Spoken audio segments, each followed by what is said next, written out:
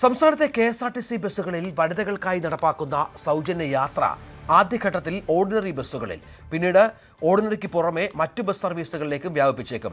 ആദ്യ 100 ദിവസം ഓർഡിനറി ബസ്സുകളിൽ മാത്രമായിരിക്കും സ്ത്രീകൾക്ക് സൗജന്യ യാത്ര അനുവദിക്കുക. ഇതിനുശേഷം ഫാസ്റ്റ്, സൂപ്പർ ഫാസ്റ്റ് ഉൾപ്പെടെയുള്ള കൂടുതൽ ബസ്സുകളിലേക്ക് സൗജന്യം വ്യാപിപ്പിക്കുന്ന കാര്യത്തിൽ സർക്കാരിന്റെ സജീവ പരിഗണനയിലാണെന്ന് ഗതാഗത മന്ത്രി അറിയിച്ചു.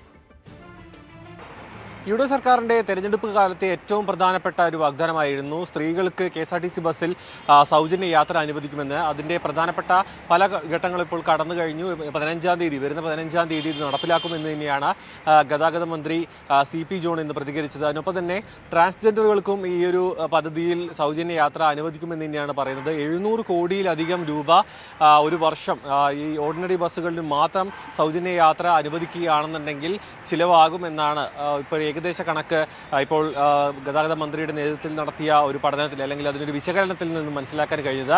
എന്തിനായാലും അതൊരു അധിക ബാധ്യത KSRTCയുടെ തലയിൽ കെട്ടിവെക്കുകയില്ല എന്ന് തന്നെയാണ് അദ്ദേഹത്തിൻ്റെ പ്രതികരണത്തിൽ നിന്ന് വ്യക്തമായിരിക്കുന്നത്. അതിനൊപ്പം തന്നെ ഇതുമായി ബന്ധപ്പെട്ട അന്തിമഘട്ടത്തിലേക്ക്, അതായത് 15-ാം തീയതിയാണ് ഇത് ആരംഭിക്കുക എന്ന് മുൻകൂട്ടി തന്നെ പ്രഖ്യാപിച്ചിരുന്നു.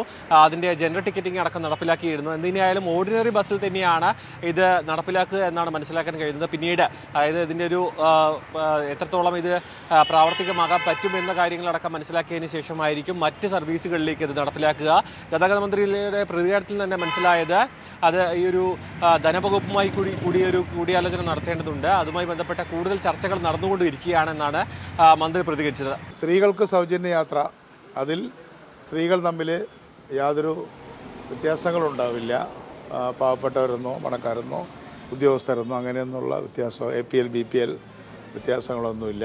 712 കോടി രൂപ ഓർഡിനറി മാത്രമാണെങ്കിൽ 1300 കോടി രൂപ വരെ എല്ലാറ്റിലും ആണെങ്കിൽ, ഇതാണ് എൻ്റെ രണ്ട് വ്യത്യാസം. അപ്പോൾ അതിൽ നമുക്ക് ഉചിതമായൊരു തീരുമാനം എടുക്കുക. ഏത് തീരുമാനം എടുത്താലും ഗവൺമെൻറ് സബ്സിഡൈസ് ചെയ്യും. ബുധനാഴ്ച നടക്കുന്ന ക്യാബിനറ്റ് യോഗത്തിൽ ഇതുമായി ബന്ധപ്പെട്ട സുപ്രധാന തീരുമാനങ്ങൾ ഉണ്ടാകുമെന്ന് തന്നെയാണ് മന്ത്രിയുടെ പ്രതികരണത്തിൽ നിന്ന് വ്യക്തമായത്. അതിൻ്റെ ഭാഗമായി തന്നെ അന്തിമമായിട്ടുള്ള തീരുമാനത്തിലേക്ക് കടന്നിട്ടുമുണ്ട്. അതിൻ്റെ സാമ്പത്തിക പ്രത്യാഘാതങ്ങളും ഒപ്പം ഇത് ഇരുത്തിവെക്കുന്ന അധിക ബാധ്യതയും അടക്കമുള്ള കാര്യങ്ങളിൽ ഇപ്പോൾ സർക്കാരിന് ഒരു ഏകദേശ ധാരണ വന്നിട്ടുണ്ട്.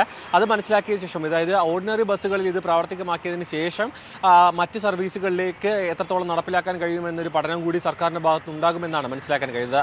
ക്യാമറമാൻ അരുണിനോടൊപ്പം സാരംഗ് സുധാകരൻ, News 18, തിരുവനന്തപുരം. കൂടുതൽ വാർത്തകൾക്ക് News 18 Keralam YouTube channel subscribe ചെയ്യുക.